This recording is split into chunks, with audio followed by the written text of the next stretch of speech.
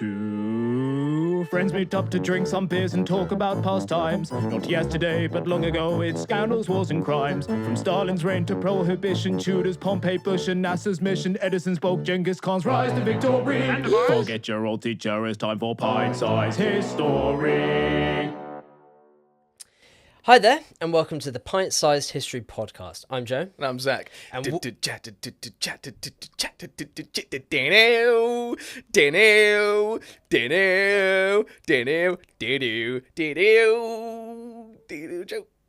I actually had that ready. I was about to start going, but instead he's just jumped straight in, which is about how this podcast goes. So, hi guys, we're back, and we would first like to just say quickly, Troy, thank you very much. Oh, yeah. Troy's Tours, who was on last time, was a barrel of laughs, and we've had some really nice reception from that podcast, which is really nice to see. So thank you again, Troy. That was a lot of fun. We'd love to have you back. Yeah, a number of people telling me they want him back as a more recurring guest. Well, I say a number, but just Carrie, really. Your girlfriend. Yeah, just Carrie. She's the one who listens to it. So thank you again, mate. We really appreciate that. We are obviously going back to our original format of just one of us doing all the presenting, and Zack is in the hot chair this time, and he's done a ton of notes. Zack, what are we talking about? We're talking about, Daniel, the Vietnam War, baby. And I think the reason why I started with that is because, the Vietnam War is like a massive cultural phenomenon. For those of you who don't know what the Vietnam War is, it's basically a 20-year struggle between the North Vietnamese and South Vietnamese, supported by their allies. In the North Vietnamese case, it's like the USSR and China, and in the South Vietnamese case, it's really popularly the United States Army. And this is like the big sort of crisis of public faith that the Americans have in their government as a result of the war, because they probably shouldn't be there, but they are there, and it goes really badly. Yeah. And it is really exciting. I think, and I say this often, top 5 histories. Top 5? That's a stretch. It is up there. Top Think 10. about the effect that it's Easy had. top 10. Easy top 10. Easy top 10. I don't know about top 5. Think about the effect that it's had on pop culture, right? Yeah, of Music course. and movies. Well, it's one of the most high-profile wars that's happened relatively recently, in the sense that there are people alive that was there fighting in that war. There's not many World War II veterans left these days. So you weren't in Nam, bro. I'm excited for this one. I think this is one that's going to be a lot of fun to chat Absolutely. about. Absolutely. I hope so. And I have 15 pages of notes here. Yes. And I told you after the Korean War episode in a bit of confidence that I probably shouldn't bring that many notes next time. Yeah. But I've done it again. God damn it. Here we go. 2 hours of Zack rambling on. We should just call this Zack ASMR while I just sit here with my thumbs just twiddling away.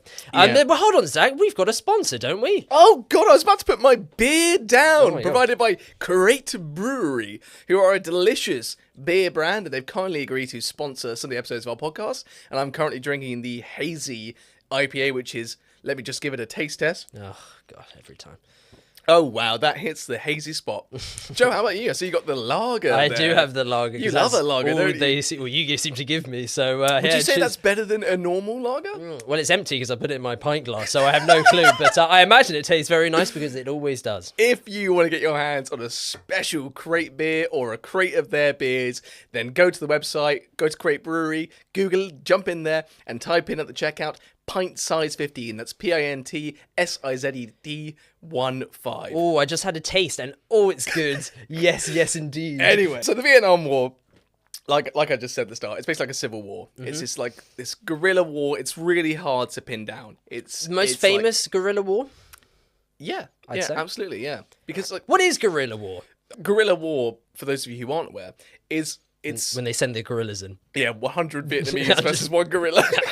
Vietnamese don't stand a chance. No. But the Americans wouldn't either, which is the important thing here. Of course. So World War II, World War I, they're conventional war. It's like lines on a map. They're drawn their own trenches. They can see each other. They know where their positions are. Guerrilla war, it's basically everywhere, but nowhere. Yeah. So the North Vietnamese have the Viet Cong, who are their guerrilla force, and they're in South Vietnam the entire time. And they're just there causing problems, assassinating political figures, generals, bombing places, taking over towns briefly. And then they'll do this sort of military action, then retreat into the jungle. And that's guerrilla war. Yeah. They're there. They're basically just carrying around small arms, and sometimes they do have heavy equipment, but they're carrying small arms, they're being a nuisance, and it just what basically the point of it is to basically bully the big guy without drawing him into a conventional war, which he will win. Which the Vietnamese would lose quite easily. Absolutely. If they just got all their troops and fought the Americans, in one big battle, they would lose heavily. So instead, guerrilla warfare is literally the thing of you surprise, you attack, and then you run away. You surprise, you attack, you run away, you regroup in between, and that's basically what guerrilla warfare is. And it's effective. It's really, really effective. Not just in this war, but in loads of wars. Apparently, the Yugoslavian partisans had 500,000 members in World War II, and they were a big nuisance for the Germans who were occupying. So it does happen in pretty much every war, but this is a war. Yeah, like resistance movements. Yeah, exactly. It's essentially the type of tactics that resistance movements would do. It's just that this war came down to essentially this. This was how the Vietnam War was fought. Too right. You seem to know quite a fair bit about the Vietnam War. No, I wouldn't say I know that much. Well, I'm going to ask you some questions anyway. Oh, not related to the war. What are your top songs associated with the Vietnam War? What's that? Creedence? Fortunate Son by Creed and Clearwater. That's it. There are Jimi Hendrix, All Along the Oh, Watchtower. God, yeah, absolutely. I'm drawing a blank on some really iconic songs. There's a very obvious one by a British band. Very, very well known. Led Zeppelin? No. God, I can't remember their name anymore. Rolling Stones. Extremely well-known bands. Don't remember their name. No, Rolling Stones. My brain's not what it was. Rolling Stones. Wait, hold on. Which one? Painted Black? No. Wait, which? Oh, Give Me Shelter? Give Me Shelter. Yeah, Give Me Shelter, yeah. Is that known for in the Vietnamese War? I would think that's like when you're watching a Vietnam War film, Give Me Shelter is going to be playing, and Call of Duty Black Ops 1, which is set in the Cold War. Yeah. The whole like main theme was Give Me Shelter. Yeah, I guess it came out at that time, so sure. And also House of the Rising Sun. And didn't that come out in the 50s? I don't know.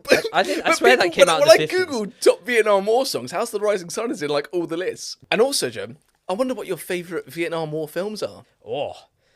Okay. I loved, and I don't know why, but it just really hit when I watched it. Tropic Thunder. No, it's actually not Tropic Thunder. I love Platoon. Platoon's quality. Platoon is sick. It just got me into like the kind of the creepy psyche of it all, of like how you don't know, and on a similar level in terms of the psyche and like the mental just insaneness of the war. Apocalypse Now. Yeah, I've never seen Apocalypse Now. Is a legend. You haven't seen Apocalypse Now? No. Wow. But I think my favourite Vietnam War film is Forrest Gump. Forrest Gump. Yeah, you could say that is a Vietnamese. I keep saying Vietnamese. A Vietnam War film. It certainly includes it. I love the Vietnam War segment of that movie. It's so Forrest Gump's well done. an unbelievably good film. I watched it recently. Yeah. Great watch. Legendary. And also Full Metal Jacket, but I think that was actually more like... No, that's Vietnam. Was that Vietnam? Yeah. Is that private... It's more about the boot camp. The first half is about the boot camp, then the second half is about the war itself. Yeah. What do they call the private who's like gone crazy by the end? Spoilers, sorry. I can't remember. Private Sponge or something like that. Private Dipshit. That's what I know. I know. Anyway, enough fun. That's good. I've had enough of this fun. We're going historical. We're a history podcast after all, and we're going as I thought we were a film and TV podcast. So as you know, when I do my episodes, I like to go into the historical context of the event itself. I drill deep, and I have drilled deep, but not as deep as BP. I tell myself I shouldn't. Vietnam is a part of French Indochina in the 1940s. Yes. It is. Indochina is like east of India, west of China, and it comprises like Thailand, Myanmar, Laos, Cambodia, Vietnam. And it was part of French rule until 1946, since the 1880s. And this is because at this time, the Japanese army invade French Indochina during the Second World War. They take over Vietnam as it was. They proclaim the Vietnamese Empire after they take it, which is just a puppet state of the Japanese Empire. And then once Japan eventually surrender in Second World War to the Vietnamese resistance fighters there, the French in 1946 regain control of French Indochina. So the French crack down and repress nationalist movements in French Indochina. And during the Second World War, after the French capitulate to the Axis powers and Japan have rule of Vietnam, a particular man comes forward to the fray. His name is Charles de Gaulle. No, in Vietnam. Oh, in Vietnam. I just thought in terms of French Indochina shit. Ho Chi Minh. Ho Chi Minh, or Uncle Ho, as he's Uncle really Ho. known. His name, Ho Chi Minh, that he chooses, literally means bringer of light, which is a bit like a World of Warcraft paladin. Yeah. Okay. So he returns to Vietnam. He establishes the Viet Minh, which is like an anti-Japanese resistance movement dedicated to fighting them and taking back Vietnam under Vietnamese rule, basically. Yeah. Revolutionary. And they're aided by the Allies, by the US and the Brits, and that's like quite like poignant, isn't it? Because like the US are about to fight them in about 20 years' time. Yeah. That's not happened before, has it? Has the US ever aided someone in a war and then gone to fight them about 10, 20 years later? Happens all the time. Yeah. I mean, what's the big one? Well, Russia. It was Cold War after helping. Well, I was thinking more Taliban. Oh yeah, the Taliban. Yeah. So we get to 1945, like I said, the Japanese lost the war in the Pacific, and the Viet Minh overthrow the Japanese.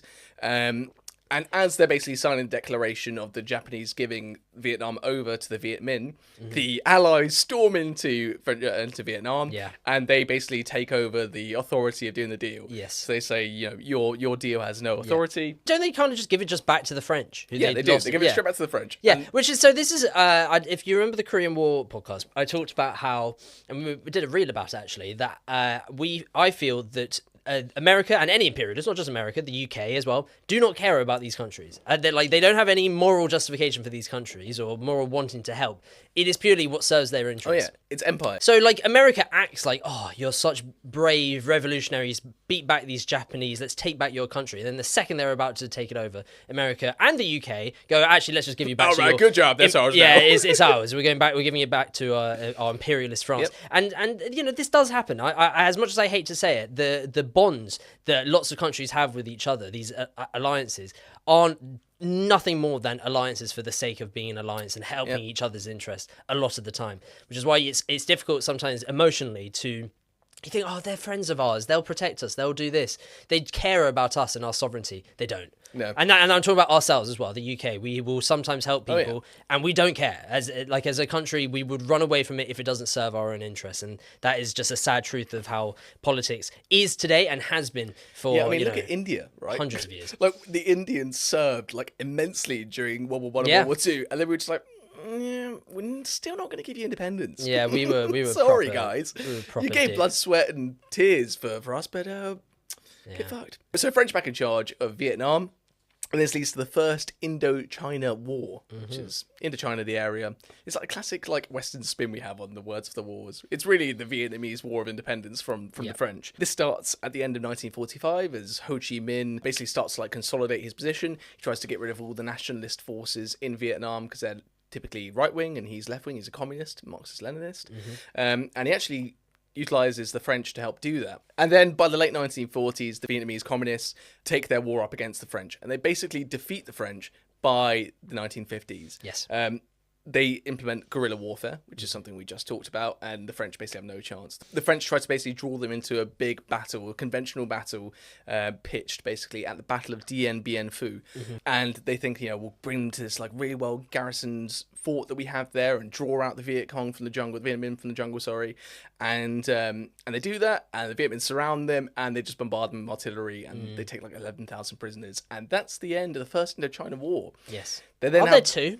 The Second Indochina War is the Vietnam War. Oh, okay. Just a bit about how it was so easy for the Viet Minh to defeat the French in Vietnam was because Vietnam is a really rugged landscape. I don't know if you've ever seen pictures of Vietnam. It's really mountainous, hilly. They've got rice paddies, swamps, thick, luscious jungles, monsoon It looks seasons. stunning, doesn't it? I really want to go there. Yeah, same. But it's still a communist state today, Love that. Yeah. And then the Geneva Conference in 1954 happens. The ceasefire is negotiated between the Viet Minh and the French, and independence is officially granted to the North Vietnamese there. But Yay! But the Allies, or I guess, can you still call them the Allies in 1954? Probably. The ruling powers, the powers that be at the Geneva Conference. So the West decide at the Geneva Conference in 1954 to partition Vietnam at the 17th parallel. What other country did they petition at a particular parallel? Korea. And that went so well. And they create South Vietnam and North Vietnam. During this period, they allow free movement between the North and the South, and I think loads of Northerners basically flock down towards the South, which is exactly the same thing that happens at the Korean War. They want to get out the communist states, they travel south. Apparently 100,000 Viet Minh fighters also go up north, but a large proportion of the Viet Minh, which becomes the Viet Cong, and this is going to get confusing basically. In future I'll refer to them as the communist guerrillas or the communist forces. So the communist forces, there's still loads of them. There's still loads of soldiers that have been fighting the French who are still in the south, which will become a huge problem for South Vietnam eventually. Yeah, the Western democracy-backed South Vietnam, as it were. What do you think South Vietnam and North Vietnam look like? In terms of, not just, appearance-wise, but what does the government look like?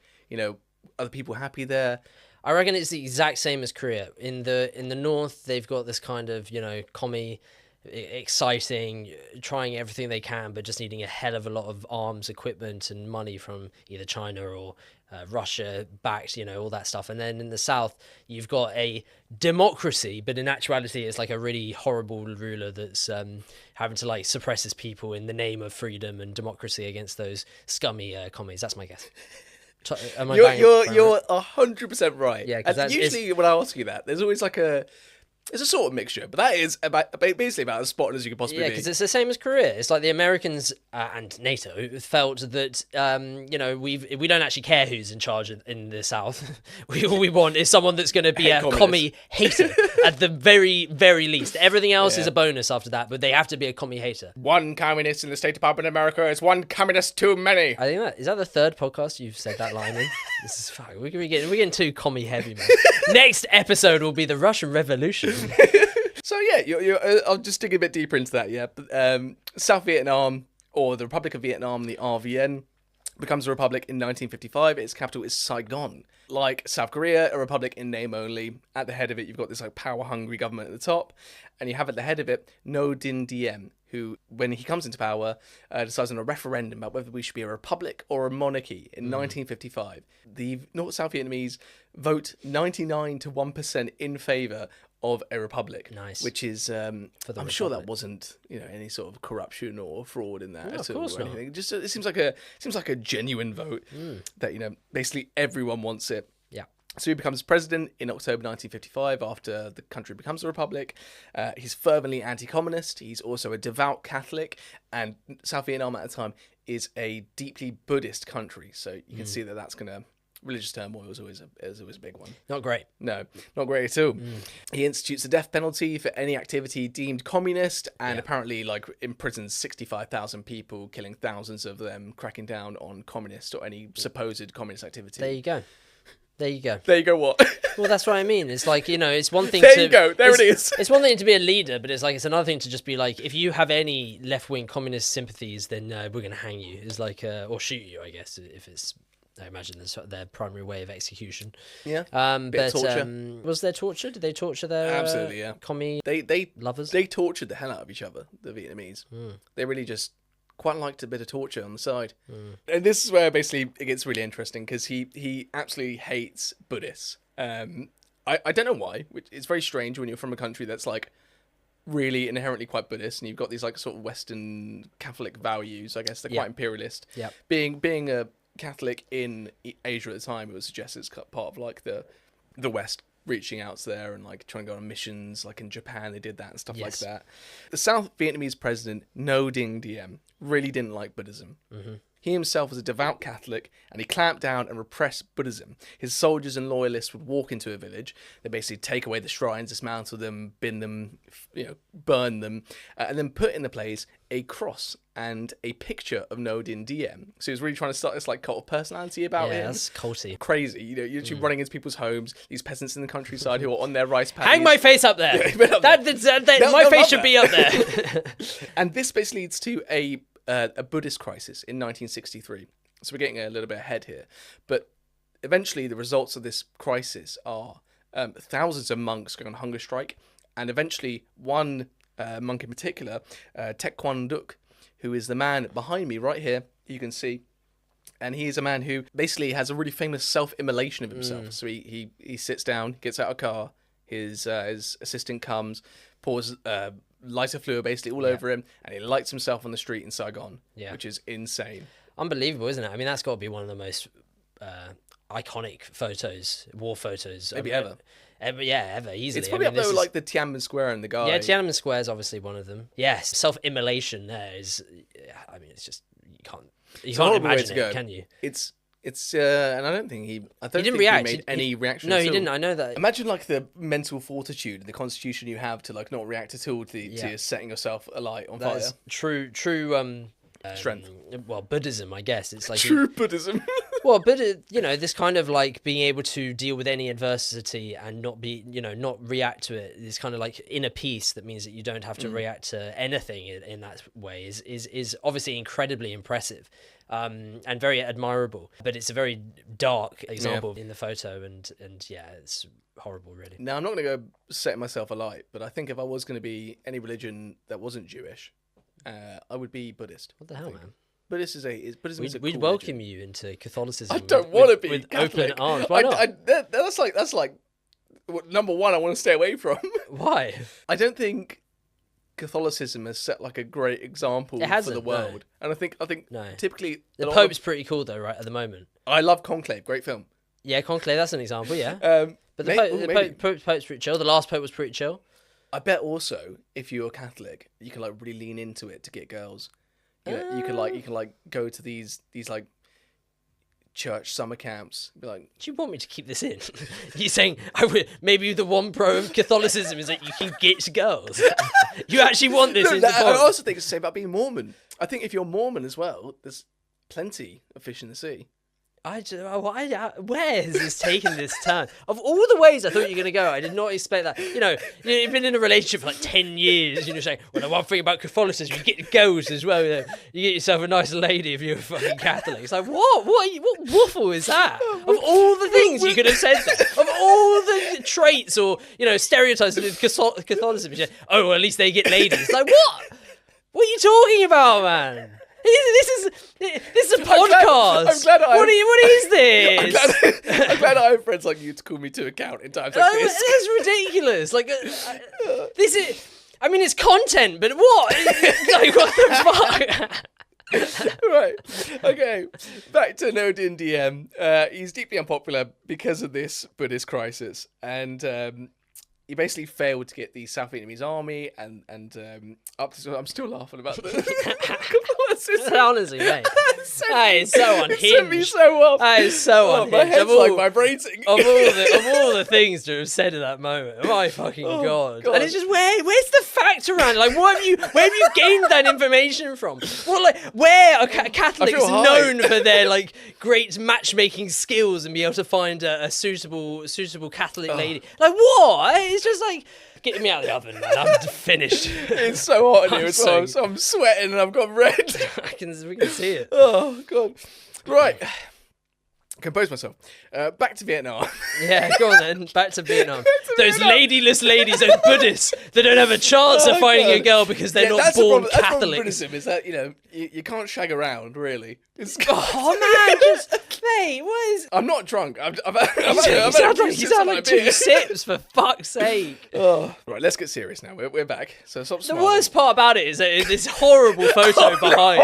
This horrible photo about this poor man that's self-immolated for his cause. And that's somehow turned to you saying that the fucking Catholics get girls. It's just the most unfounded switch. You're absolutely right. Like, what is this? You're completely right. This is outrageous. Oh, fuck.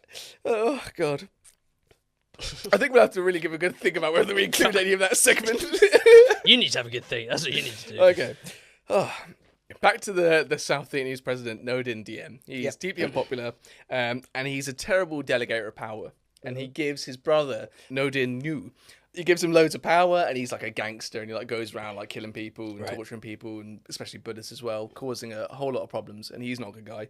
And also, what Nodin Diem fails to do is like get the ARVN, which is a South Vietnamese army, up to scratch. He basically promotes generals based on their loyalty to him and their religion, rather than the skills that they have. So they have this like terrible armed forces with like horrible leadership at the top, but like really brave soldiers at the bottom as well, which is like a terrible combination. In general, the South was just like completely corrupt and inefficient. And what this does is push people further away from the South and their government and push them towards the hands of the communists, because they feel like the only really representative Vietnamese government there is this North Vietnam who's not persecuting us for being Buddhist, basically. Yeah. So it pushes people towards the guerrilla forces that the communists have in the South, the Viet Cong and stuff like that, which only like serves to bolster the ranks of the North and then like at the same time diminish the power of the South. Right. And I'm jumping ahead a bit here, but Diem was eventually assassinated in a coup because of the Buddhist crisis that happened. I'm not surprised. Then basically he's assassinated by the military, obviously. There's like a coup against him, and it's with the express authority of Kennedy, who's not president right now. We'll pretend he isn't president right now. Kennedy basically gives the military the authorization to do that. They go ahead, they kill him. They weren't supposed to kill him, but they do, and Kennedy feels a bit bad about that. And after that, there's like every new year, there's like a new general in charge of the South Vietnamese government. So it's basically chaos. I'll quickly say, because I think it can be a little bit confusing that we're naming names about like president stuff that not there where they're at. Obviously, Zach's telling a specific story about a point of the story, but one of the things that's most interesting about the Vietnam War, I keep saying Vietnamese, the Vietnam War, is that it goes on forever. So there's 20 years basically. There or take. So there are like 4 or 5 presidents. You know, you could say Eisenhower, and then you can say Kennedy, and then you can say Johnson, and then you can say Nixon. Ford. And was Ford the last one? Ford's the last one, yeah. Okay, I wasn't sure if they'd left fully by Nixon, but point being, we'll go through that. Eventually. Yeah, of course. I'm just saying that that's it's such a huge conflict that the war takes turns and trends depending on the president that's in charge at the time. Absolutely, yeah. It's a really good point. Like the American attitudes to the Vietnam War completely shaped the Vietnam War. The best way to look at the war in Vietnam is by looking at it through the American lens. Yeah. Because their involvement it completely dictates what happens. So you know, when Johnson's in, he wants more troops, more power, more bombing. Let's go bring 500,000 people in. But then Nixon pulls it back, but then does other things. Like he's like, we'll be a bit more secretive. We'll bomb away from public opinion. Kennedy's like, should we support them? Maybe a little bit. Yeah. And then Ford's like, we have to, but the public hates it, so we're not. Yeah. And it coascends, interestingly, with this period in America that the country is kind of not at war with itself, but it's going through monumental change itself. With the civil rights movement, there seems like there's a story every single day about certain things that are happening. It's like this was a period of action and a period of big news stories in America, and so all this stuff is constantly shaping how people feel about the Vietnam War that's happening at the same time as all these stories. They're tied intrinsically together. You have black soldiers in Vietnam fighting for the USA, who are at the same time being segregated back home and have no rights there. Yeah. So you've got like the North Vietnamese literally lean into this, and the North Vietnamese have this this announcer, I can't remember her name, but essentially what she does is she goes over tannoys and radios in like big on radio stations that the US Army are tuned into, and she goes, your government hate you, GI. Why are you here, GI? Yeah, you're gonna die here, GI. Isn't that so interesting? It's crazy. It's not just a guerrilla war. It's like a war of psychological warfare. It's like the best you can do as the Vietnamese is to try and get in their psyche, because America is at war with itself at this very moment. Her name is Hanoi Hannah. You can't fathom the situations that certain Black Americans would have had to deal with, where they're seeing their countrymen, African Americans that are getting killed in the street for protesting, and at the same time they're fighting for that same government. Of course you'd be conflicted. It'd be insane not to. So South Vietnam is a crazy, chaotic place with like really inefficient government and a leadership style in charge that just basically want to do anything to piss off the people that are involved in the country, South Vietnam, which is problematic when you have a civil war going on.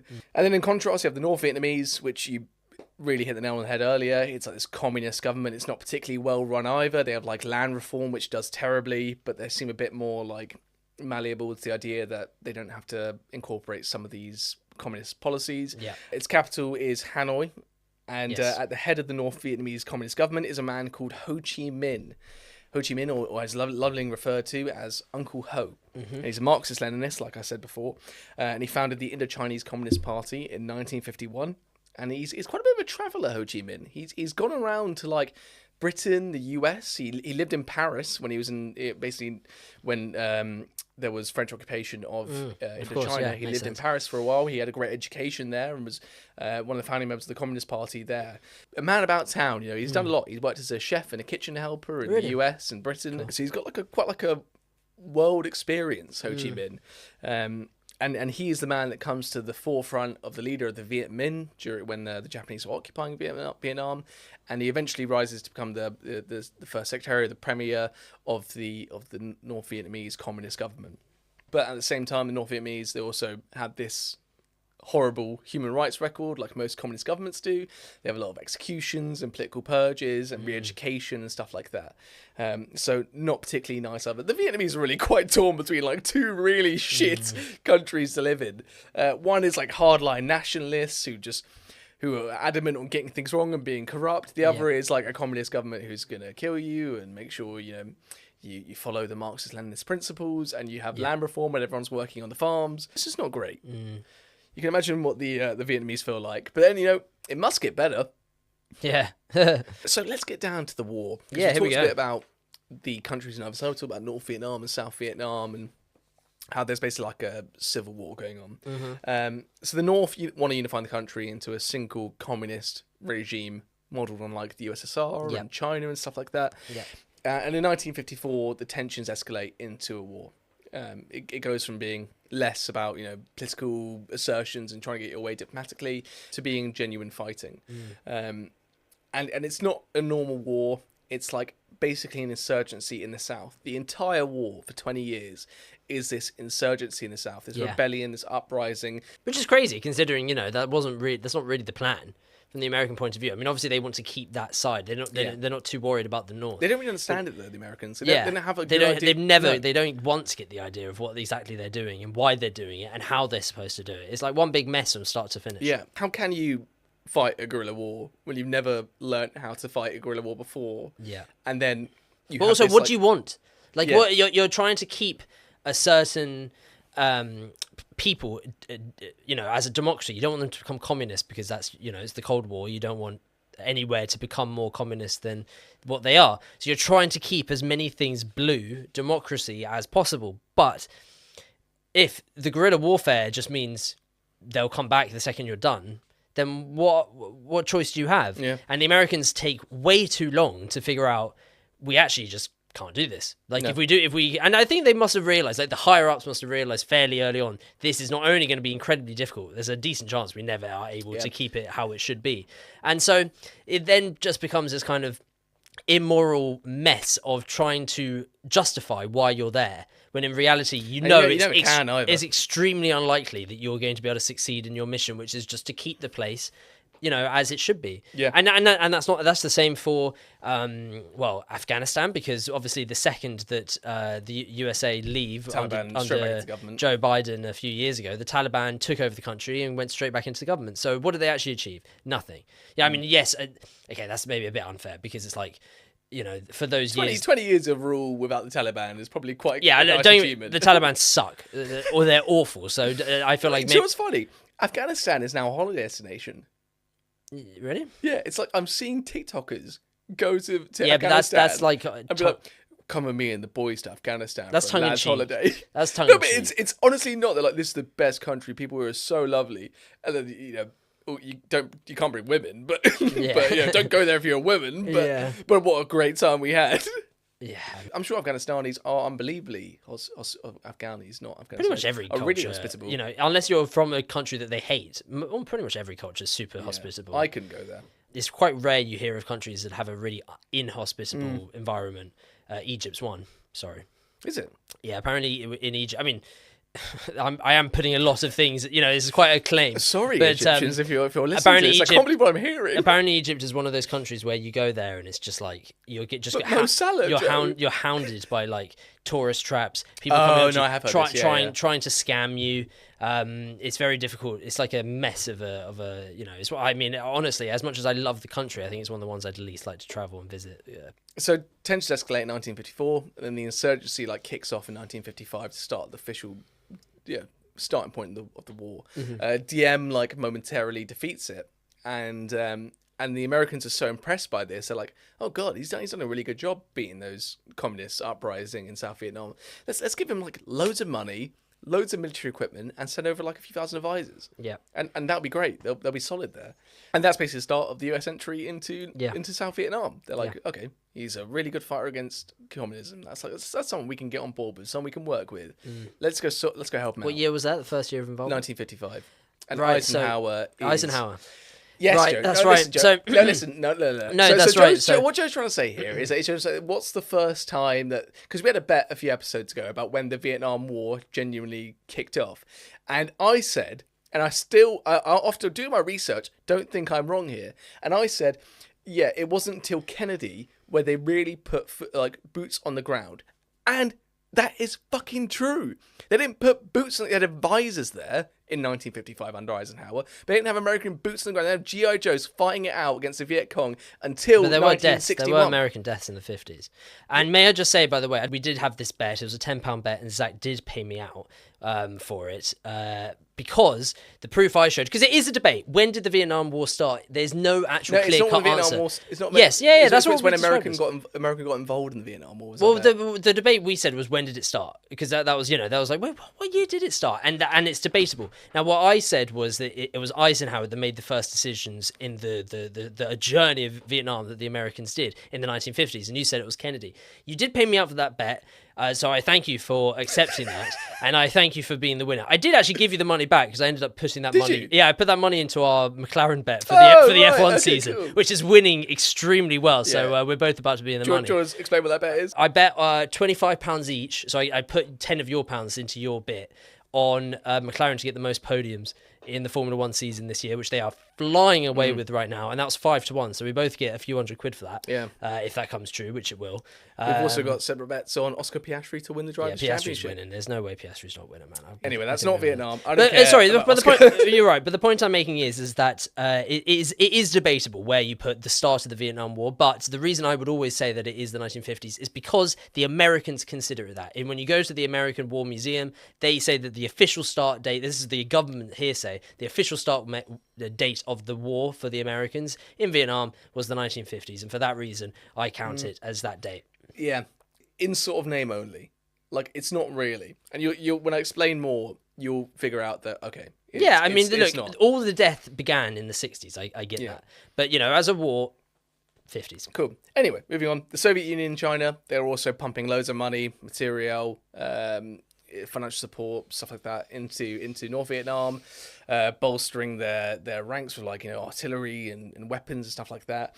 So this is like this huge outpour of weaponry and support going into Vietnam. Both sides are arming up, and both sides hate each other. And you know where this is going. It's going to go somewhere pretty dark and pretty bloody pretty quickly. Yeah. And we're going to fast forward now because this is like. This is what it's like for a few years. This is 1955. Yeah. It's sort of this and it stays like that. Yeah, it doesn't really change from 1955 until 1959, the end of 1959. A key policy decision is made by the North, by the communist government there. They basically decide they're going to have like a Southern First doctrine. They do put a lot of troops into South Vietnam, but they're going to inspire the Viet Cong, inspire rebellion in South Vietnam without getting too involved. Yeah. But what they do to enable that is build something called the Ho Chi Minh Trail, which is like a massive logistical network that goes through the jungles and swamps and like rivers in Cambodia, Laos, and Vietnam, and it goes all the way from North Vietnam to South Vietnam. Good name. It's a great name. Good name for a trail. Top two trail names, I'd say. What's the other? Top one trail. Well, I guess it's not trail, but the Silk Road's a pretty cool name. Silk Road. That's not a trail. That's a road. Yeah, but come on, it's the trail was literally jungle trails. Yeah, and what, you think the Silk Road in the 1300s wasn't just at certain points just fucking, dirt on the floor that you barely consider a road? Yeah, I think it's roads. Nah. I think it's the Silk Road. I think it's called the Silk Road because it probably is a really good road. No, because it's this huge road that goes from Europe to Asia. I understand what it is. There's no way that parts of it weren't literally just this kind of mess of stuff. I remember when you get to like Mongolia. Yeah, exactly. It's like all like steps. Yes, it's not roads. It's trails. And I'm sure some of the Ho Chi Minh Trail is a road. So there you go. Top two, number one, the Silk Road. Number two, Ho Chi Minh Trail. Third, I'll give to the Channel Tunnel.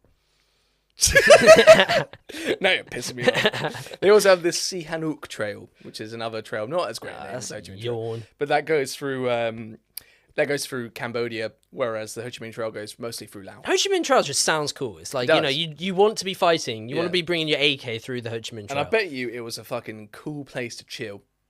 Yeah, I bet it was actually horrible because you basically go in the jungle, the swelteringly hot jungle, having to carry this equipment to go fight Americans. I take it back immediately. Fight Americans with their huge tanks and their heavy armor, their helicopters, and you're thinking, I'm going to die doing this. You think they can get tanks in those jungles? No. Think again, mate. Think again. No, the American tanks. Try to get a tank in that jungle. No, that's not what I'm saying. I'm saying they're going to eventually fight American tanks and helicopters and stuff. Christ, listen! Anyway, so this Southern First Doctrine, it's all about supporting the Viet Cong, or the National Liberation Front of South Vietnam. And that is, contrary to their name, they're not, South Vietnamese government. They are literally the resistance fighters for the communists and the North Vietnamese that are in South Vietnam. And there's bloody loads of them. and they absolutely they cause so much havoc and problems for the South Vietnamese army and the American army. This is the basis for their guerrilla war. The Viet Cong is exactly what the guerrilla war is. They dictate the guerrilla war, and that is because they're popping up, killing people, sabotaging areas, taking over a town for a short period of time, like I said earlier, and just being a general nuisance, planting traps all over the jungle. The Americans actually have to have like a rat catcher unit set up to like go into the tunnels after them, because they're the worst job ever. The thought of having to go into a tunnel thinking that they could be a Viet Cong soldier on the other side that you're going to have to essentially fist fight, because the tunnel's going to be... You might have a pistol and a knife or something. Or, yeah, but at the end of the day, fist fight is the wrong word, but at the end of the day, the tunnel is so thin that you're barely going to be able to move yourself, and then imagine fighting for your life in those conditions. Yeah. Not ideal, and something I think I would hate nothing more than. I hate tight spaces. I'm claustrophobic, and I don't like being under the ground either. I always get like a fear it's going to fall in on me. So that is pretty bad. I'll throw in water in there because I hate the water. So like they did have like some mechanisms set up that they would put like flood it basically. Yeah, they were flooded. Yeah, as soon as that is easily flood in there. That's worst horrible. Place to fight in. That's worse than the trenches, man. That's awful. Yeah, I mean they had those in World War One too. They had, they did. Tunnel fighting, sappers that dug underneath the trenches in World War One. Yeah, that was probably up there with the worst jobs. You'd hear German and brush scraping on one side of it, and then all of a sudden you'd come into the same tunnel as them. Yeah. So the Viet Cong is basically the umbrella name given to the resistance fighters, and they're under the same structure of command that the People's Army of North Vietnam are. So both the People's Army of Vietnam, the PAVN, the PAVN, and the VC, the Viet Cong, are under the same North Vietnamese structural leadership, taking orders from Hanoi, from Ho Chi Minh. So I think in general, I'll just refer to them as the communists or the resistance fighters, basically. The Ho Chi Minh boys. The Ho Chi boys. Yeah. The war, like I said, is this intense guerrilla war, and the North are supporting this insurgency through the Ho Chi Minh Trail. They're sending North Vietnamese fighters down there. They're trying to bolster the ranks in South Vietnam, and the Viet Cong are becoming more and more troubling. And the ARVN, the Army for the Republic of Vietnam, the South Vietnamese Army, cannot deal with it. They are not set up to deal with it. They can't fight them. They take staggering losses year on year because they'll be popping up and killing a bunch of them, and then retreating back into the jungle, and they don't know how to fight them. So even the South Vietnamese, it's their homeland too. They're struggling with this element of guerrilla warfare. Yeah. So how on earth are the US going to help them? Yeah. With helicopters. Hoo-ah! Down Oh, They're in the trees! Ride of the Valkyries. Fuck me, that's such an obvious song. Is that yeah, because it's the famous scene. Oh, you haven't seen Apocalypse Now? No. Of course. Well, no wonder you didn't include that in the songs. Yeah, that's easily one of the most famous songs associated with. Well, there's not really a song. It's more of a classical ballad, but yeah, that's one of the most famous moments in Apocalypse Now. Is a dun dun dun dun dun dun dun dun dun dun dun dun dun. I love the smell of napalm in the morning. Don't get me started on napalm. We're coming to it. We're covering napalm. Not now. I'm throwing out all these references to Apocalypse Now, and because you haven't watched it, you can't. No, I do know what that reference is though, but I will watch it soon. I really should have watched it before this. It's classic. And the arms and material that the US has sent to South Vietnam to help them win this war is like for conventional warfare. It's not arms that will help them in jungle environments, like tanks, artillery pieces that you can't move through these swamps. So that doesn't help them. So the South Vietnamese are really struggling. They're not ready for it. They're ill-equipped, and the Viet Cong are just getting like more and more powerful, and their ranks are swelling. They're having better success with their attacks and stuff like that. And the war is just boiling up. It's boiling up. The South Vietnamese can't do anything to stop it. The US can. So Eisenhower sends around like 1,000 advisors to Vietnam in this period before he leaves office. And the Americans have a couple of choices at this point. It's, do they continue this, send in a few thousand advisors, keep supporting them with aid and stuff like that? Do they go all in? Yeah. Or do they pull out? And Kennedy then gets elected in 1961. Woo! And we'll leave part one there. Oh wow! So we're actually leaving it. We're literally leaving it as Kennedy becomes president. I didn't expect that to be the end note. Okay, damn. Even though the war is technically started as I won the bet because of it, we have to admit that in that moment, this is now actually kicking off because up to this point, America's involvement has been very, very limited. Yeah, incredibly limited. And it's basically just been Vietnamese fighting each other, a civil war in that sense. And now it's actually. Here we go. Yeah. Just to go ahead slightly to part two. Forrest Gump. This is the Americanization of the Vietnam War. That's what they call it. And they take the fight off the South Vietnamese army, the Republic of Vietnam's hands, and they take it under the US Army and the US Marines, and they go hell for leather. Thanks a lot for watching part 1 of the Vietnam War podcast episode. You lost your leg, Lieutenant Dan. Lieutenant Dan. Lieutenant Leave me here. I had a destiny. Did you watch Forrest Gump recently? Yeah, You must really, have. really recently, yeah. Okay. Bubba. Let's wrap it up there. Thank you so much for watching part 1, and we will see you in part 2 as we get into the nitty-gritty of the Viet Cong fighting the Americans, and the Americans being pretty brutal themselves in the jungle warfare of the 1960s and 1970s. Thank you very much. You can boil them, you can fry them, you can grill them, you can saute them, you can... And we'll see you next week. Bye. Bye-bye.